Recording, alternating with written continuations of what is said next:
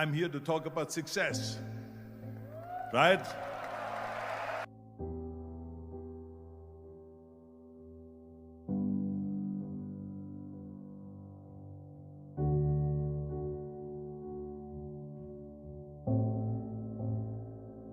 The first rule of success is to have a vision. You see, if you don't have a vision of where you go, and if you don't have a goal where you go, you drift around and you never end up anywhere. It's like you can have the best ship in the world, you can have the best airplane in the world. If the pilot or the captain doesn't know where to go, it would just drift around. It would not end up anywhere, or most likely in the wrong place. So I was very fortunate that I stumbled onto my vision. I mean, as you know, I was born in 1947 in Austria after the Second World War.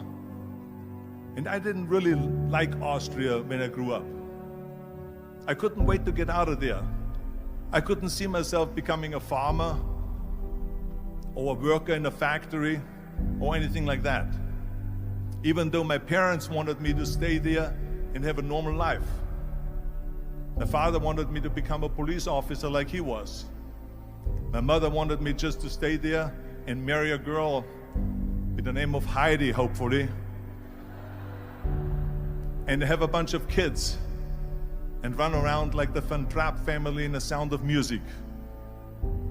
But that was their vision, not mine. My vision was totally different. I felt that I was born for something special, for something unique, for something big.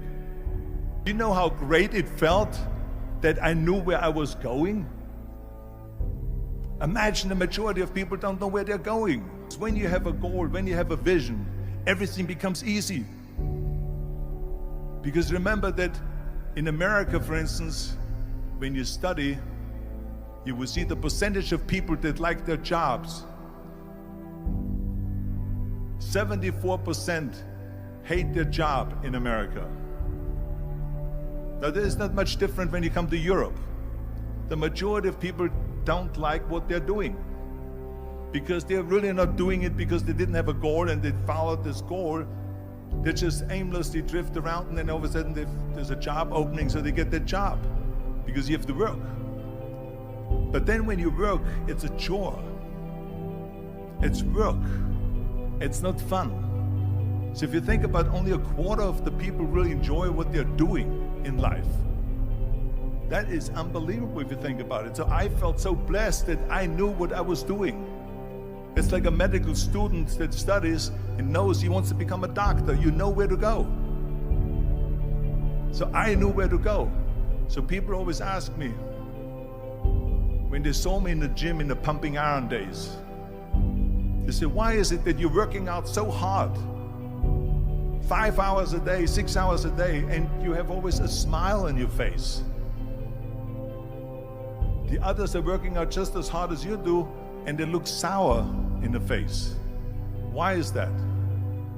And I told people all the time, I said, because to me, I'm shooting for a goal. In front of me is the Mr. Universe title. So every rep that I do gets me closer to accomplishing that goal, to make this goal, this vision, turn into reality. Every single set that I do, every repetition, every weight that I lift will get me a step closer to turn this goal into reality. So I couldn't wait to do another 500-pound squat.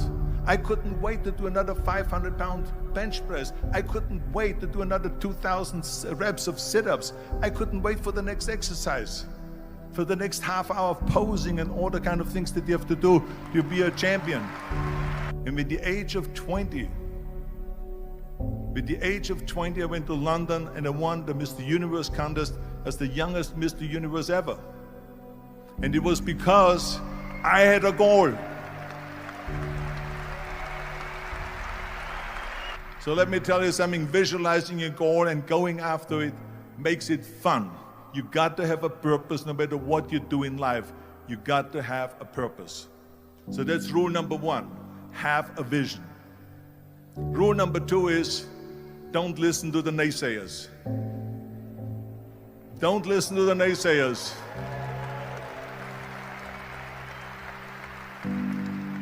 Everything I ever did, the thing that I heard out of people's mouth was, that's impossible. that can't be done or no. So whenever someone said to me, it can't be done, I heard it can be done. When they said no, I heard yes. And when they said it's impossible, I heard it is possible. I'm a strong believer of what Nelson Mandela said, that everything is always impossible until someone does it. Well, I'm going to be the one, I said to myself, I'm going to do it and I'm going to show it to them. Maybe it has never been done before. That's perfectly fine with me. But I'm going to do it. And I did not listen to the naysayers. The next thing, the third point that I'm going to make to you is, before we sit down with Jürgen and talk about the rest of the three, is work your ass off. There is no magic pill. There is no magic out there. You cannot get around. You have to work and work and work. And it drives me crazy when people say that they don't have enough time to go to the gym for 45 minutes a day and work out. Or to do something for 45 minutes to an hour a day to improve. If it is physically improve or if it is mentally to improve. Imagine you read 1 hour a day about history. How much you will learn after 365 hours in 1 year. Think about if you study about the history of musicians, of composers, how much you would know. Imagine if you would work on a business, on some business that you want to develop every day for an hour. Imagine how further along you will go and get. So it drives me nuts because when people say we don't have the time, we have 24 hours a day. We sleep 6 hours a day, so that gives you still 18 hours. And there's someone shaking their head out here in front. They say probably, I don't sleep 6 hours, I sleep 8 hours, right? Or just sleep faster.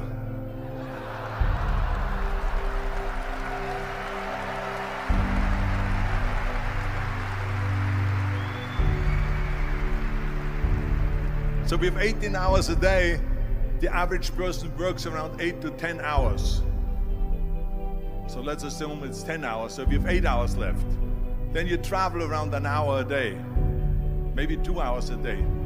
So now you have still 6 hours left. So what do you do with these 6 hours? What do you do with these 6 hours? Then we eat a little bit, then we schmooze a little bit, talk a little bit to people and all that stuff. But you can see how much time there is available if you organize your day. So you got to work hard. I mean, let me tell you something. When I went to America, I went to college. I went and worked out 5 hours a day. And I was working on construction. Because in those days in bodybuilding, there was no money. I didn't have the money for food supplements or anything. So I had to go to work. So I worked on construction. I went to college. I worked out in the gym, and at night from 8 o'clock at night to 12 midnight, I went to acting class 4 times a week. So I did all of that. There was not one single minute that I wasted. I became very friendly with Muhammad Ali in the 70s. And Muhammad Ali worked his butt off. And I saw it firsthand. And I remember that there was a sports writer that was there in the gym when he was working out and he was doing sit-ups. And they asked him, how many sit-ups do you do? And he said, I don't start counting until it hurts.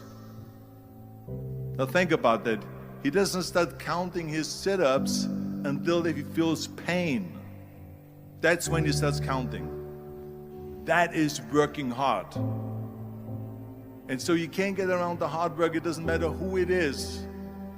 As a matter of fact, I believe what Ted Turner said, work like hell and advertise.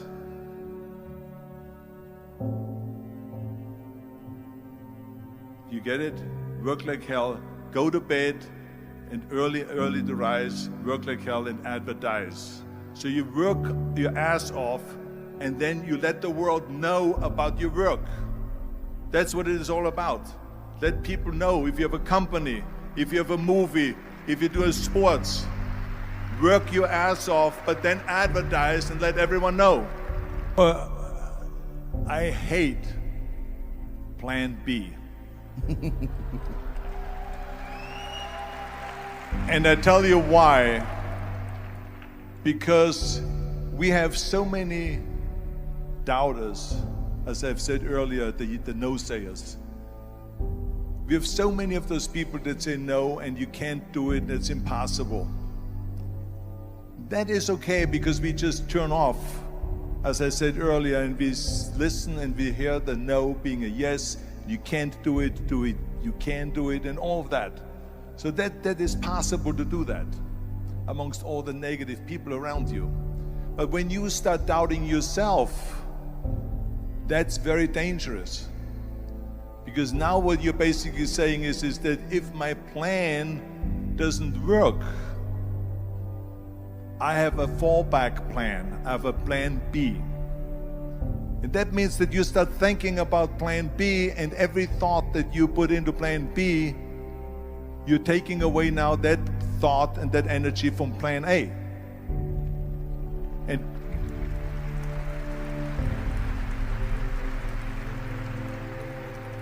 And it's very important to understand that we function better if there is no safety net, because plan B becomes a safety net. It says that if I fail, then I fall and I get picked up and I have something else there that will protect me. And that's not good, because people perform better when there's no safety net. People perform better in sports and everything else if you don't have a plan B. To me, it is very dangerous to have a plan B, because you're cutting yourself off from the chance of really succeeding. And the reason, one of the main reasons why people want to have a plan B is because they are worried about failing. What is if I fail, then I don't have anything else? Well, let me tell you something. Don't be afraid of failing, because there's nothing wrong with failing. You have to fail in order to climb that ladder. There's no one that doesn't fail. We all fail. It's okay.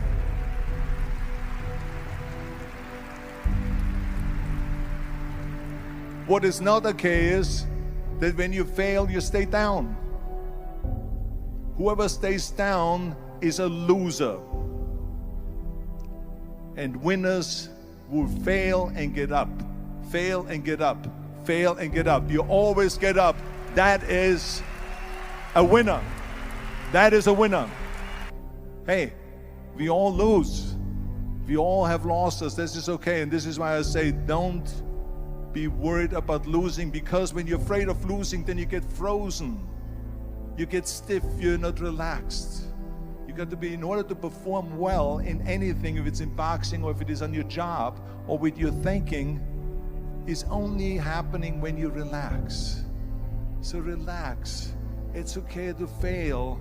Let's just go all out and give it everything that you got. That's what it is all about. So don't be afraid to fail. This is one of my 6 rules to success. You can only feel complete as a person if you think about what can you do for your fellow member around you that maybe needs help. I felt like that. Everyone has a different motivation why you get into that. I was an immigrant going to America, and I saw how America was the most generous country in the world. I mean, they opened up their arms to me, they helped me, they invited me for Thanksgiving dinner. The people, they brought me, the bodybuilders in the gym brought me plates to my apartment because I had no plates, I had no silverware, I had no bedware, I had no pillows, I had no blanket, I had no TV, I had no radio, I had nothing. They brought it to my apartment. They helped me. And I saw that firsthand, this generosity in America. And I said to myself, as an immigrant that is being embraced with open arms, that I need to go and make sure that I give something back.